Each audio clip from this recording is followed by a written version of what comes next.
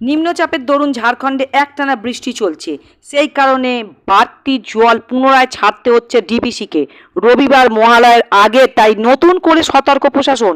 DVC নতুন করে জল ছাড়ায় পুজোর আগেই নিম্ন দামোদর উপত্যকা আবার জলে ডুবতে পারে। মহালয়ার তর্পণ নিয়ে বাড়তি সতর্কতা অবলম্বন করছে প্রশাসন। মাইথন এবং পাঞ্চেত জলাধার থেকে বৃহস্পতিবার 41,000 কিউসেক জল ছাড়ে ডিভিসি। শুক্রবার পরিমাণ আরও বেড়েছে। শুক্রবার সকাল থেকে দুপুরের মধ্যে 42,500 কিউসেক জল ছেড়েছে ডিভিসি।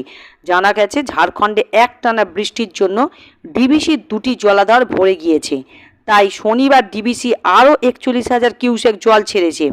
এর মধ্যে মাইথন জলাধার থেকে 18,000 এবং পাঞ্চেত জলাধার থেকে 23,000 কিউসেক জল ছাড়া হয়েছে।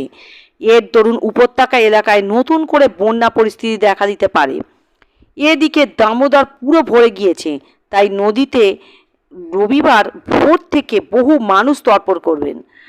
তাই বাড়তি সতর্কতার ব্যবস্থা নিতে হচ্ছে প্রশাসনকে, যাতে তর্পণ করতে গিয়ে দুর্ঘটনার কবলে পড়তে না হয়।